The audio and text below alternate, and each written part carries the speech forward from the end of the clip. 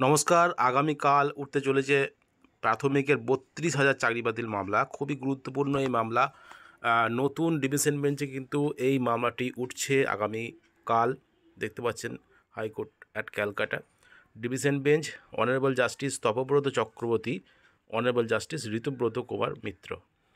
এই বেঞ্চে কিন্তু ৩২,০০০ চাকরি বাতিল মামলা উঠছে আগামীকাল। খুবই গুরুত্বপূর্ণ দিন।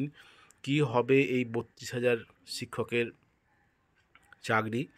তো একদম প্রথমেই আছে ম্যাট ৮৭৩/২০২৩, the West Bengal board of primary education and versus Priyanka Naskar and others. অনেকগুলি ক্যান ফাইল করা আছে।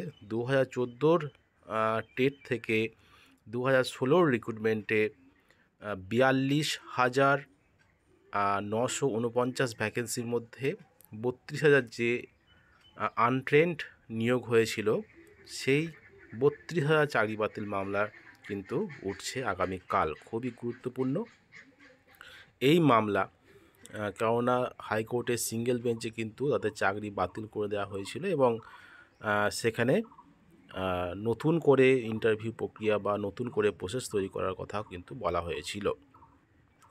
তো তার পরবর্তী সময়ে কিন্তু সুপ্রিম কোর্ট হয় এবং সুপ্রিম কোর্ট থেকে ফের হাইকোর্টের ডিভিশন বেঞ্চে এই মামলাটি ফিরে আসে এবং এটা কিন্তু বিচার প্রক্রিয়া চলছে বর্তমানে। এবং আগে কিন্তু অন্য বেঞ্চে এই মামলাটি শুনানি হচ্ছিল এবং তারপরে আমরা দেখলাম যে নতুন বেঞ্চ অনারেবল জাস্টিস তপব্রত চক্রবর্তীর বেঞ্চে কিন্তু এই মামলাটি শুনানি হচ্ছে প্রথম, এবং আগামীকাল কিন্তু এই মামলাটি শুনানি হচ্ছে।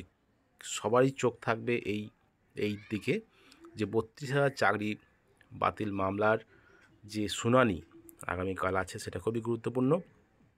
এবং যে নতুন বেঞ্চে হচ্ছে কি হয়, এই 2014 টেটের যে 2016 রিক্রুটমেন্টের যে ৩২,০০০ আনট্রেন্ড যে নিয়োগ হয়েছিল, 2017 সালে জয়েনিং হয়েছিল, সেই সমস্ত শিক্ষক শিক্ষিকাদের এই মামলা,